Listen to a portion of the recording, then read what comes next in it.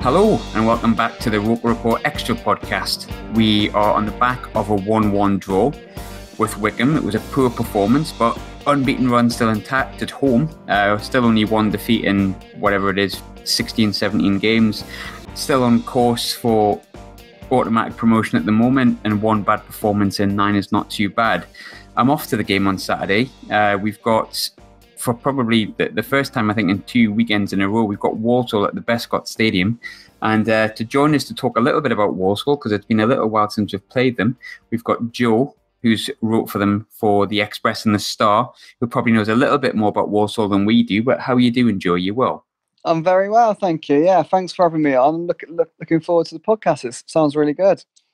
Well, I can't blow my own trumpet, but we do all right. We've been doing all right recently. Much like the football team, it's vastly different to last season when I think my podcasts were a little bit on the shite side. Oh, really?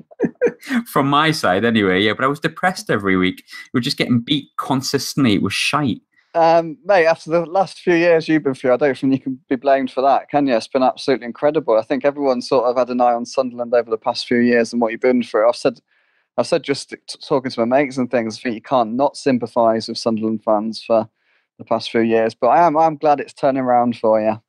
Yeah, definitely feels so. I think it's been a very quick turnaround with the ownership and things like that. But I'm looking forward to my first visit to Walsall on Saturday. And obviously you won't know this. The listeners know I live in Glasgow, so I've got about 4 different trains to get down there. And I've managed to get a train that gets me into the Bescott Stadium stop at about 2 o'clock. And I'm guessing it's pretty close, hence the name. Mate, you'll complete that walk in about 60 seconds. That sounds good to me. Couldn't be closer, really. Yeah, you'll be absolutely fine. You'll get onto the platform, you'll see the stadium, and yeah, you'll be in. No problems at all. Well, I thought, go to Walsall. It's been a long while since we've played. I thought I'll go down. It's a ground that, if we get promoted, I thought you were doing quite well, but you've dipped a little bit. I thought Walsall, we might not go there too often, so I'll go down, tick that ground off, and then lo and behold, the FA Cup. 2 weeks in a row, isn't it? It's incredible, isn't it? And it could have been. We could have had you again in the XTRA trophy. That could have been 3 in a row. Well, 3 in 4 games or something ridiculous. Yeah, interesting one, isn't it? Back to back. It's a bit of I'll just touch on that FA Cup game slightly. It's Walsall got. This might be a trivia question in years to come, but Walsall had Coventry at home in the first round, which obviously they came through, and they've obviously got Sunderland in the second round. But both those games are going to be at home, but the away attendance is going to be bigger. Again? Okay. We did that with Morecambe, which is, it was Trade trophy, but so are you not expecting a big crowd on Saturday? I'm not expecting. It's Walsall's attendance is roughly around 4,000 every week. Okay. But that's pretty much. It's only the away attendance that really bumps it up. You see, so I say it all the time. You have to be a little bit mental to be a Walsall fan. Literally 10 miles from the ground, from Bescott Stadium, is the Hawthorns. I think 11 miles is Molineux, Wolves' ground. 12 miles is Villa Park. So, yeah, if you're going to nail if you're going to be a Walsall fan, you do have to be a little bit crazy, because you could easily. No one would blame you. Everyone would say you supported your hometown team if you supported Villa or Albion or whatever. So, Walsall's attendances are always sort of steadily around the 4,000 mark, but when one of the bigger clubs come, they give you behind the goal and they give you a whole stand, one of the side stands as well. So I'd imagine you'll bring thousands, won't you, and take up both those stands. I know we've sold out. I got mine fairly early. How long have you been covering Walsall for the Express and the Star? It's 4 years now. 4 years. So you won't remember the last time we played each other then, no? No, mate, no. I don't even know when it was, to be honest. So I was talking to you a little bit beforehand. I'm really lucky. I'm a bit of a stato, if I'm honest, for want of a better word, and I'm a bit of an encyclopedia when it comes to lineups and things like that. But the interesting thing is, the last time we played Walsall at the Bescott, there was 7,185 fans there, so slightly more than 4,000. It was Nationwide League Football 1. I don't know why I'm giving you all this information, but anyway, 3rd of March, and Sunderland won 3-1. Now, in goal for Walsall was a bloke who's just departed us, Jimmy Walker. Right, okay, yeah. Ex-goalkeeping coach. For Sunderland fans, we had Mark Poom in goal. We had John Oster, Tommy Smith and Kevin Kyle. And our captain that day was Paul Thirlwell. We also had Phil Babb and Jeff Whitley. So it really was although we ended up being, I think we were ninth in the table at that point and went on to finish third, it really was the dark old days for us. But for Walsall, I think the names I recognise here, Vinny Samways. Now that's going back. He was a hell of a player for Walsall. Was he a bit of a legend? Yeah. I mean, it is. I have to admit, it is before my time. But I've heard when people talk about the past, that Vinny Samways' name, he's always one that comes up. It's like Paul Merson as well. He always comes up. But these players that it didn't really matter that they'd lost that yard of pace or even 2 yards of pace. Really, just that quality they had on the ball. And from what I've been told, he used to absolutely run the show in the middle of the park. Vinny Samways back then. Cracking. He is a bit of a Walsall legend. Yeah. There was also young Matty Fryer on the bench for Walsall.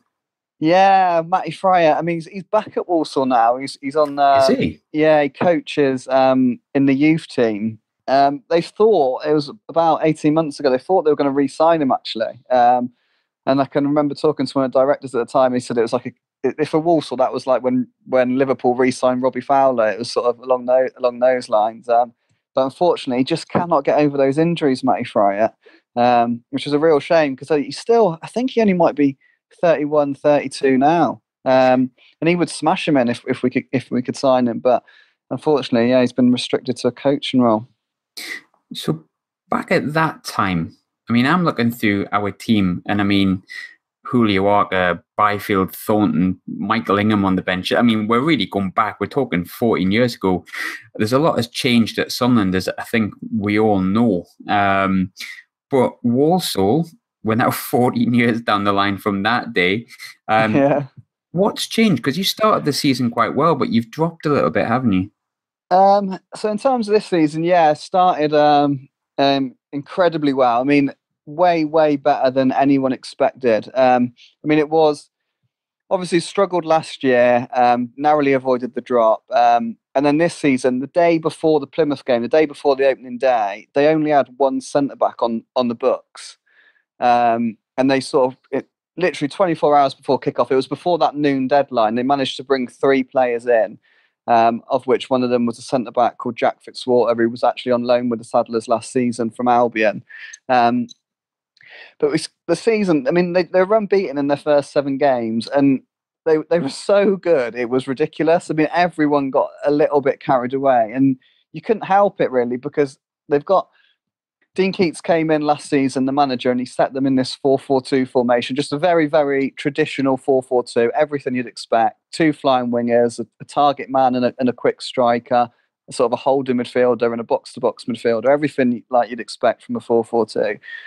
And they were just so well organised and so well drilled. And just everyone knows their job to a T. It really was a joy to watch. The performances were honestly that good. I mean, everyone was getting carried away. The players started doing a thing where, because they were the bookmakers' favourites to go down really before a ball had been kicked, and the players started doing this #dreamers thing, where they were sort of dreaming that they could go up. And it's 20 years ago that Walsall went up ahead of Man City and Fulham. So there was all this momentum building around them, and it was just a feel-good factor. And then it did sort of dip off, and it's just a combination of factors, really. The first one, the main one is that the entire team is really, really young. And if they aren't young, they're very inexperienced at this level. So, like, for example, the 4 players we signed in the summer were all in non-league last year or 18 months ago. Some of the players a couple have come from Scotland as well. They came a year ago. They're in their 2nd season in League One, but no one has got really sort of 50, 60 games in League One in the group. And the vast majority of the team are playing in it for the first time this season. So they're finding their way a little bit. And that's what they're young. And because of that, they've been a bit inconsistent. They lost their way a little bit. A few decisions went against them. They've got a horrific record for conceding penalties at home in the last, I think it's 5 they've given away at home in the last 6 games. Jesus, that's good news for us. Well, yeah, I mean it is, but they just lost their way a little bit, and because decisions were going against them, where they were having a little bit of luck in the season, they weren't getting the rub of the green, and because they are a young group, their heads did drop a little bit, but the good news is that they've started to pick up again now. They've sort of hopefully they've come through that dodgy patch. They got a real crucial FA Cup victory over Coventry, because they lost 2 games at home running up to that game. It was Burton Albion first, who were really good on the day, and then Coventry, who sort of beat them quite comfortably, really. So the place was a little bit down after that, but they got back on track against Coventry. And then last weekend they were much more like themselves as well. It was Fleetwood, wasn't it? Because Fleetwood, obviously they've tailed off a little bit as well, but I think Fleetwood were one of the teams that actually have impressed us this season. I mean, not that we're the oracle of League One, but obviously we've only lost 1 game this season in terms of league matches. But Fleetwood were a good side, and that was away from home. And it was you kept a clean sheet, right? Yeah. First clean. It was the 4th clean sheet of the season. That has been an issue. I think before the Fleetwood game, Walsall had conceded 2 goals or more in 7 straight games. I mean, incredibly, they had won a couple of them, but obviously you're not going to win games if you have to score 3 every week. But at the start of the season, they were so tight defensively, and that's what they lost. And it's all down to confidence and belief with them. It's just because they're so talented. It is such a good team. They're all really good lads. It's just this belief, and when they just need to keep that momentum going, really. So Fleetwood and Coventry were much more like we saw at the start of the season. They were so much disciplined and so well organised at Fleetwood, and they had a little rub of the green as well. And it looks like now, sort of, I spoke to the manager, Dean Keates, about all the data they look at, sort of in terms of how much distances they cover and bits and bobs like that. And the last 2 games, they've been back at the levels they were at when they were on such good form. So there's sort of a direct correlation there. So they believe they're getting back to their best, and at their best, they are a very, very good side. I think at the start of the season, you may have had different expectations, which have obviously been raised with that good start. But if you were to be asked at the start of the season, where do you expect or where would you hope to finish? Where do you think most fans would have wanted to be? Well, it comes back to this thing, 24 hours before the start of the season, we had 1 centre-back. So, I mean, it was just a case of...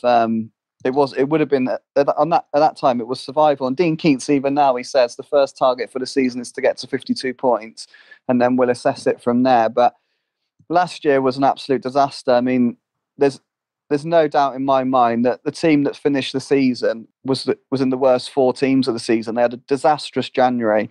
They signed too many players on loan before the start of last season. A lot of those left in January. The players they brought in just weren't good enough. They were nowhere near good enough to replace the ones that had left or that were recalled by their clubs. And they pretty much, by hook or by crook, they got over the line. Dean Keates deserves a lot of credit for that, because as soon as he came in, they became a lot more organised. The team that stayed up last year, honestly, was a poor side. Keates has made them more organised. He's improved the players that were there, and his signings, I think, sort of every manager has 1 or 2 signings that don't quite work out. At this moment in time, all his signings in the summer have been really, really positive additions. And I think it needed to be, because if you look through the Walsall team as well, the players that you lost some quite important players. I mean, the one that sticks out, obviously, I don't know if I'm pronouncing it right, Oztumer went to Bolton, didn't he? And he's right in his prime, and you got absolutely no money for him. Was that a Bosman transfer? Yeah, Bosman transfer. And that's Wizard of Oz, we called him, and I think Peterborough fans used to call him the Turkish Messi. I mean, he's absolutely lethal from 25 yards. I mean, and he's a wonderful footballer, Aaron Oztumer, absolutely wonderful footballer. But that is in sort of the pecking order of Walsall. That's sort of the reality of life, really. They are a stepping stone club that players do sign for them to build their careers, and they know that Walsall will sell them if they get a decent offer, or they can put themselves in the shop window. And that's exactly what Oztumer did. If we're being honest, for 2 years he kept them in League One. He was that good. But the interesting thing with Oztumer was he is an out-and-out number 10, so he didn't really fit Keates' system. Mm-hmm. So although it was, it's always a shame to lose a player of that quality, but he thoroughly deserved his championship move. He really did, and it was probably for the best, really, because in this system he wouldn't be as effective, I don't think. I think it was one of those players that a few of us mentioned about coming to the club when we went down, we seen him, or if some of us seen him as a player that, if he was available, why wouldn't we be looking at him? But I feel like his move to Bolton was a bit of a strange one. I think he definitely has deserved it. From watching League One from afar, which is admittedly what we'd done because we dropped pretty fast, I think Oztumer was one of those players that did stick out. But as a club, they're big for that level. I think the Championship, they were a Premiership club for a long time, but the financial struggles and the kind of the embargo that they have, it seems strange that he would go to Bolton. Were you surprised that he went there as well? When it was obvious he was going to turn down a deal at Walsall, which was always obvious, really. But I did fancy him to go to Sunderland because I thought you'd be looking at players that are those players that are too good for League One, really, that will almost guarantee to get you out. And he's in that mould, really. He's similar to like when Blackburn bought Bradley Dack. Oztumer, very similar player to Bradley Dack. So I tipped him to go to Sunderland. I think he's desperate to prove himself in the Championship, Oztumer. So I think that's why I think he just couldn't turn down that Championship move. And I'd imagine he's thinking, if he does a job there, if he shines like he can, even if Bolton go down, he'll probably be picked up again. I mean, if he could get 10, 12 goals from that number 10 role, he could possibly be moving on again. But yeah, I mean, it was a surprise because I think it was only like a week or two after he left that they first announced they couldn't pay wages and things, Bolton. But I just wonder if for Oztumer personally, it was that challenge really. He's always been, I mean, he is 5'3", he is tiny, and he's always been told he wouldn't be good, he wouldn't be big enough, he wasn't good enough. He got released by Charlton as a youngster, he dropped into non-league with Dulwich Hamlet, and even he did get his move to Peterborough, but he was only sort of in and out at Peterborough. It was only at Walsall where he played every single week. He knew he was going to play every week, and he was the centre of the team. Walsall were completely set up to get the best out of Aaron Oztumer, and he absolutely delivered. So I just think he was desperate to prove himself at that higher level. And I don't know if many other clubs would have come in for him, so I think Bolton might have been his only choice in the Championship. Potentially. It did seem like a strange move at the time, and I'm honestly surprised we didn't go for him. But then when you look back, I suppose we've got Honeyman, who was obviously given the captaincy. You've got Maguire that came in as well. So I suppose in hindsight, but I definitely agree with you when you said looking for players who were probably a little bit too good for League One. I 100% had him on the shopping list as someone I thought we might have looked at. But you mentioned about him not fitting into the system. Now, a number 10 totally fits into our system, I think. But so what is Walsall's system? What's Dean Keates? What do you set up? Like you spoke before about a lot of energy, or especially recently in terms of the miles that they run. I think there's a lot of teams in this league do this, but are you more possession based or is it more percentage football? It's hard to explain really. It's not percentage football. It is the most typical English 4-4-2 you've ever seen. Yeah. And that has a lot of pluses, and so at times they're they're good on the ball. They're tied in the ball. They move it. They're semi-direct, really. They don't hoof it long. They have got a target man up front called Andy Cook, who, if they have to, he can be an outlet. They try not to use him in that way. They try and play through the thirds. They try and keep it on the deck. They've got a wonderful midfielder in George Dobson who can drive forward with the ball and can spray a pass. They've got two very good wingers, as you'd expect in a 4-4-2. So they like to get the ball wide. The fullbacks are very attacking. They'll both look to overlap the wingers and get crosses into the box. But they are very, very good on the counter-attack, Walsall. And that was kind of one of the things that helped them earlier in the campaign. I think they've been sussed out a little bit just how good they are on the break. A lot of teams, they at home, I think a lot of teams were caught out because Walsall would allow them to come onto them. And I think the opposition felt they were doing quite well in the game. They had a lot of territory, and then bang, Walsall would break very, very quickly. They got Zeli Ismail. I don't know if you've ever seen him play, but I mean, in terms of talent, he used to be at Coventry, I think. Is that right? I don't know if it was Coventry.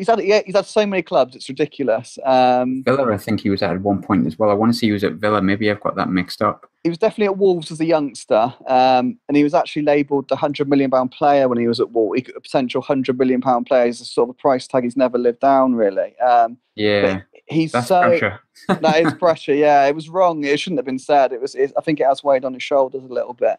But in fact, I've watched League One for 4 years, and you won't find a player as talented anywhere else as Zeli Ismail. The problem is he's just so inconsistent. But he's got wonderful ability on the ball for a winger. He goes past people like they're not there. And on the other side, Josh Chinelli's a winger who's really quick and puts in a real shift every week. So Walsall are able to break really, really quickly. I think that did catch a lot of teams out at the start of the season. They'd allow them to sort of get 35 yards, 30 yards from their goal, and then Walsall would win it, and they'd be at the other end of the pitch in the blink of an eye. So they're not direct. They keep the ball. They're just they can do a little bit of everything really. They haven't got one sort of distinct style, but they do like to get the ball wide as often as possible and use their wingers and their overlapping fullbacks. Do you think when it comes to ourselves, too, obviously, well, we lost our winning run on Saturday, but 8 wins in a row across all competitions, a disappointing performance, but we still managed to pull a draw out. And I almost won it at the end.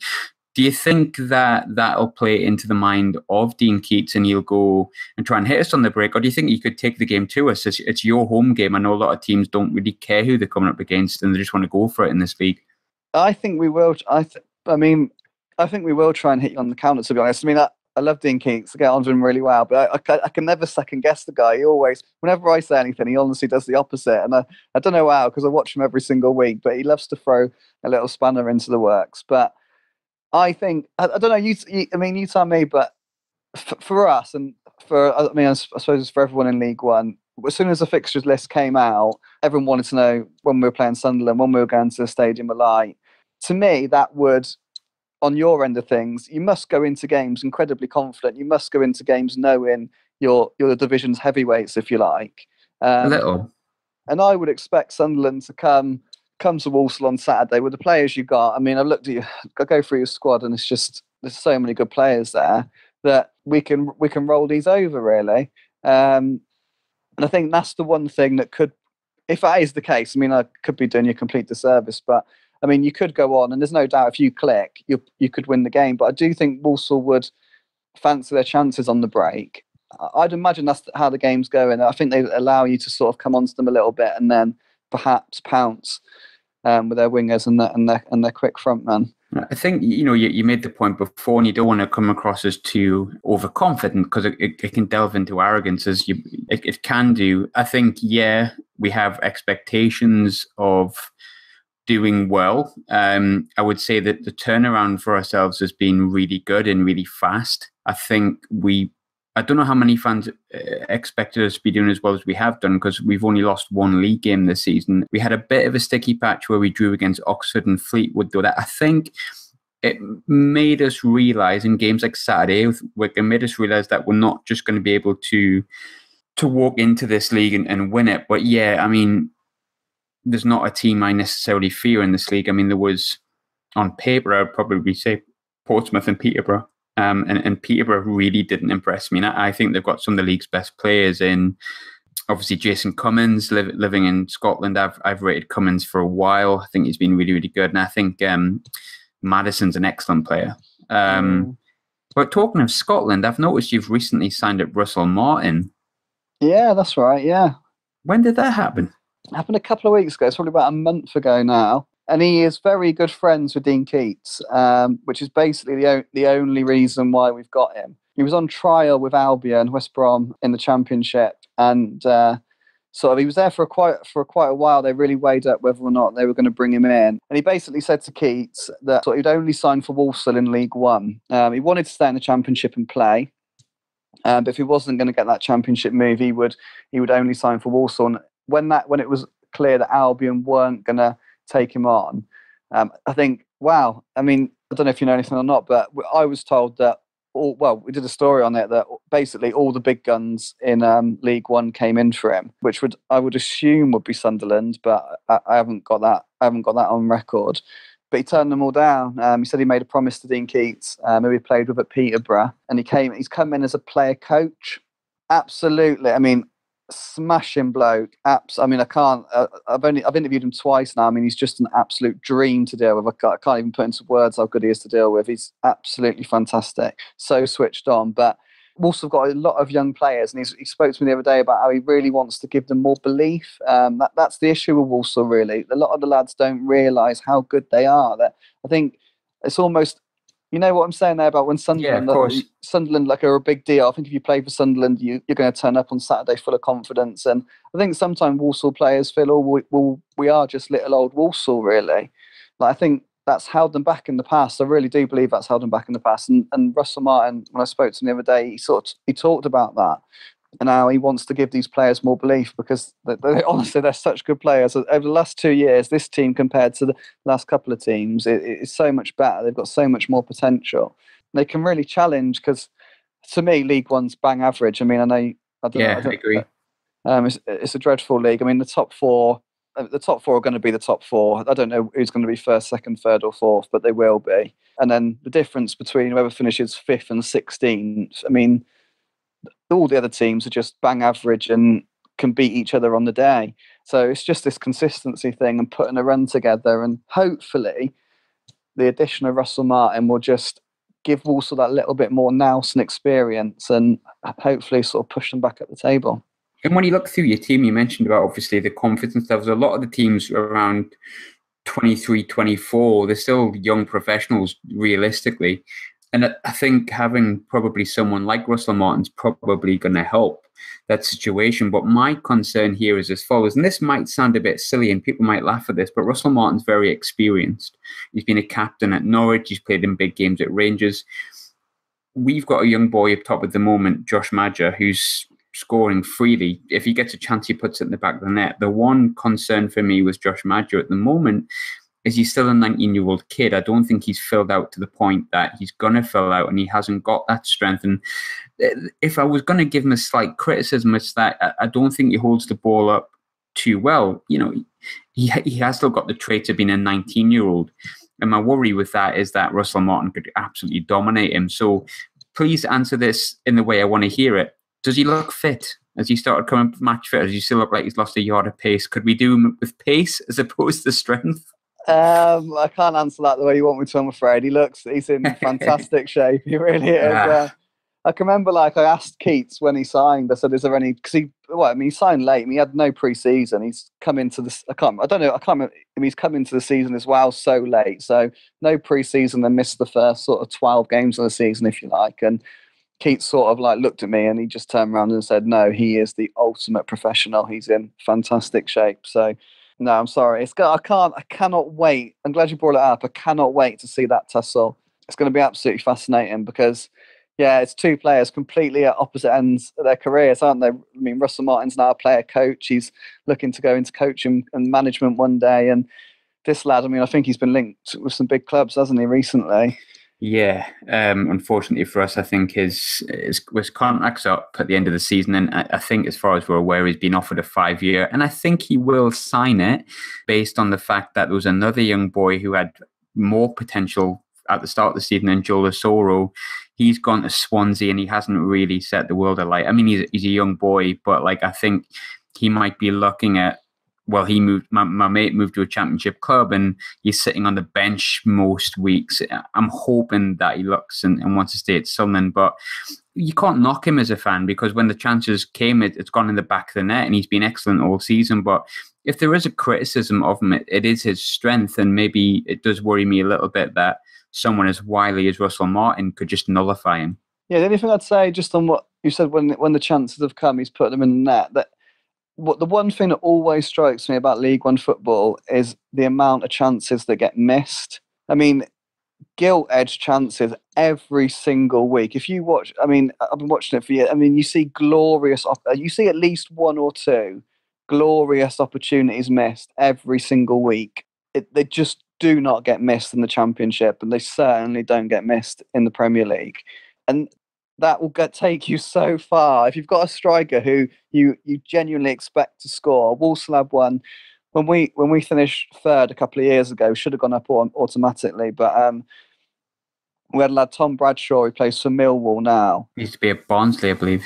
At Barnsley, yeah, as well. That's right. Yeah, he was taught us in Walsall last year. Oh, did he? There you go. Yeah, he murdered us. We got beat 3-0 down at Oakwell, and he absolutely murdered us. He just sticks the ball in the back of the net. He was at Walsall for 2 years, 20 goals both years. And in League One, he will score 20 goals. I mean, I think in the Championship, it's obviously dipped a little bit, but if you've got a player in League One who'll score 20 goals, I mean, you're in with a massive chance already, because there's good strikers in the league. But I mean, you look at, I don't know, for example, like Luton, Danny Hilton, he scores goals in this league, but he misses chances as well. It's the same for everyone, really. Lyle Taylor at Charlton's probably the best striker I've seen in the league over the past couple of years. But if you've got one strike, and it's Josh, is it Maja? Is it Maja? And I know that one of the commentators called them Maja the other day, it's definitely not that. I think it's Maja. We call him Maja. Yeah. Maja. Yeah. But if he is, I mean, there's not going to be many strikers in that league who you are you'd put your mortgage on to score. So if he is one of them in that league, then I mean, that's going to put you way ahead of most teams already, right from the off. You can't knock him for a 19-year-old kid, and I think it's just typical of typical of fans. Once someone starts putting the ball in the back of the net, and then they don't do it for a few games, you go, "Oh, well, has he lost this?" I think, unfortunately for us, there'll be a lot of teams higher up the tier who are maybe looking at him and saying, "The kid's got 11 goals, 10 in the league. He's 19. He's got so much growth, and his contract's up in 6 months." I do worry a little bit. There's going to be people sniffing around him, but. One thing I wanted to ask, one thing I always find quite interesting, because you do get a lot of interesting answers, shall we say, from a Walsall perspective. You said you were looking through our team, and obviously for League One that there is a lot of good players there. I think we know that as well. But is there any particular trio of players, or any particular one player that you think could be Walsall's undoing on Saturday?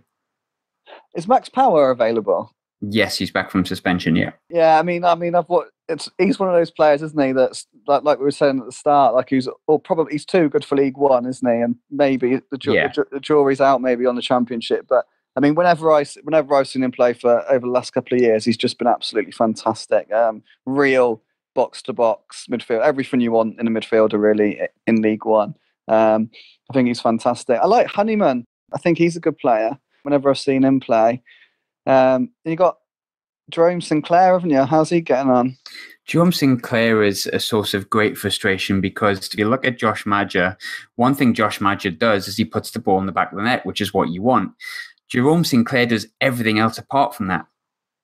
He just can't seem to put the ball in the back of the net, but he runs the channels.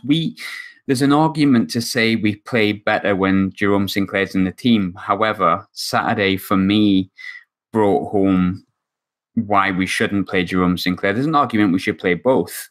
But it's funny you said Honeyman, because Honeyman is probably the most divisive player on our entire side. I like him. I really like him personally, George Honeyman. I think is a number 10, definitely his best position. He maybe suffers a little bit from being able to play in central midfield on the wing and as a number 10. But most definitely, I think George Honeyman really is one of our better players. But Max Power... the frustrating thing with Max Power is, I think what we've started noticing is that you can see why he's never gone past League One. The bloke's absolutely nuts. He's been sent off twice already this season.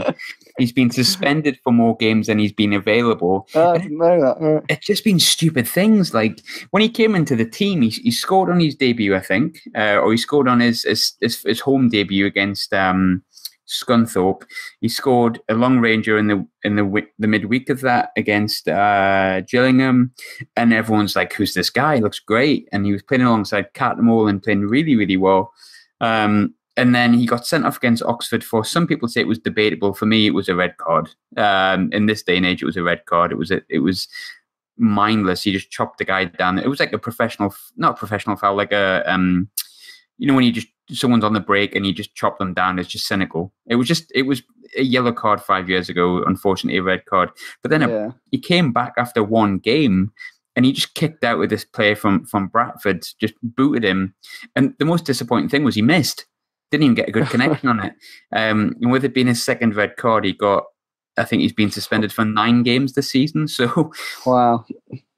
But when he plays, he is good. And I think he came on Saturday against Wickham and we conceded, but then we also scored when he was on the pitch, and he placed Dylan McGeoch, who is probably on paper was our star signing in the summer. And he's someone that's just, in my opinion, he's failed to convince. And I think there's a lot of people in that boat. I think so. I think Max Power might be back in the side on Saturday, and I certainly would prefer Max Power to be there. But Max Power, I'd agree he's too good for League One. I think the reason he's not good enough for the Championship is the guy's obviously nuts. But we love him. He's a funny guy. He's quite a funny bloke. Typical Scouser, you know what I mean? I'm surprised. Didn't he captain Wigan? He was captain, yeah. Yeah, so I'm surprised he's lost his head in that way, really. He captained us and got sent off twice. So don't know if that'll happen again. But we're signing him permanently in January, I believe. But what's your prediction for Saturday? Right. Walsall have got a very, very good record. Again, upsetting the apple cart. So when Sheffield United romped to the league a couple of years ago, they beat them 3 times. Walsall did. And I just think we're on an upward trajectory. I think it's just the biggest game of the season for us, really. It's going to be the Bescott Stadium is going to be absolutely rocking. Your quality does scare me. I can't see you not scoring, but I fancy Walsall to get something, so I'm going to say 1-1. And this is a first, right? This is definitely a first, but I'm going to agree with you on that. I don't think I've done that all season. I don't know why. I think I said 1-1 on Saturday, and it wasn't that I was underconfident. I just think realistically we're not going to win every game. And I think there's going to be periods where we have a sticky point, and I think we might go through a little bit of a one. I think it's making sure that your defeats are minimal when you're going through that period. And I think Walsall are a good team. I think they'll match us on energy, and I think our fitness levels have been a big plus for us this year. We've had that extra in the last 20 when other League One teams haven't, but you've got a lot of young lads who are like 24, 25 that are going to match us for energy potentially. You've kind of came a little bit back into form, and you're at home, so I'm going to say 1-1 as well. Brilliant. Yeah, I mean, that for Walsall, I mean, that would be a fantastic result. I mean, it's Sunderland on Saturday and then Portsmouth on Tuesday. So the next 2 fixtures, and then Sunderland again, obviously. So the next 3 fixtures couldn't be much tougher. So I think if we can get even to back-to-back points, that'd be good, wouldn't it? Sunderland and Portsmouth, I think we take that now, and that'd be a good run for us. I think we'd let you have a point on Saturday as long as you beat Portsmouth on the Tuesday. How does that sound? Yeah, more than happy with that. Yeah, we could do you a big favour, couldn't we? Yes, you could. But thanks for coming on, mate. Really appreciate that. It was a good chat. I feel like I always enjoy this because we've dropped so fast. Everything's new to us, and we love it because we're winning every week. I take this I never want to leave League One. I think it's great. But, you know, if we keep doing well, we're going to have to. But I really enjoyed the chat, and I'm sure I'll be speaking to you next week, and we can discuss it further, right? Yeah, that'd be really good. Yeah, we can dissect it, can't we? Heading into the second game, that'd be brilliant. I think it'll be good to catch up because we can chat about the match, and we can chat about the match to come, which will be a first. I'm not sure how much the viewers are like it, but as long as I enjoy it, that's what matters most, right? That's what matters. It's your podcast, isn't it? Exactly. Well, it's my podcast. I run this one, you know. Yeah, either join me or you don't. But thanks for popping on, mate. I hope you have a horrible Saturday. I'm down on Saturday. I hadn't seen us win for a long, long time at home. I broke that duck this season. Same with away. Broke that duck at Shrewsbury. So if my record keeps going the way it's going, you're going to have a bad Saturday. But, you know, as I said, I'm not 100% confident. Nah, we'll be all right, mate. Don't you worry about us. I think we're going to surprise a few people. Safe journey down. Well, don't surprise us on Saturday. Just leave the surprises till Portsmouth, all right? And we'll remain friends, and you might get a pint if you're lucky, all right? Okay, I'll look forward to that. Thank you very much. No problem. You have a good rest of the night, mate, and see you on Saturday. So, extra podcast. I feel like all I do is bloody podcast at the minute, but I do enjoy it. I do have fun with it. It's not the worst thing in the world. It's good chatting about Sunderland, especially when we're doing well. I love chatting Sunderland. I'm at the match on Saturday. I believe we're sold out again, but there is a lot of spare tickets going on the ROKER Rapport ticket finder. Please snap them up. Get behind the lads. Let's get another 3 points on the road. Let's get out with this wonderful, wonderful league that I'm loving more than I ever thought I would. But we need to get out of it, and then we need to get back to the Championship, and then hopefully at some point back to the Premiership. Because that has to be the aim, right? I know we all love League One, but whatever. By this point, I think you'll have heard the Kieran Richardson interview. I hope you enjoyed that as well. I thoroughly enjoyed it. It's probably my favourite interview as well. And I really enjoyed today's with Joe. I do want to get him back next week. I'm sorry if that's obvious and I'm doing the same interview 2 weeks in a row. Please don't be shy at coming forward with your opinions on the podcast on the Extra Pod and what I can do to improve it for you and what I'm doing that you're enjoying, because as some of you have noted, I do take feedback. But thanks for checking in again. Walsall away, Saturday. I fancy a draw, but let's hope I'm wrong and we get 3 points. Thanks for checking in. It's been Graham. It's been the ROKER Report Extra Podcast. You've been a lovely, lovely audience. Thanks for listening. Bye.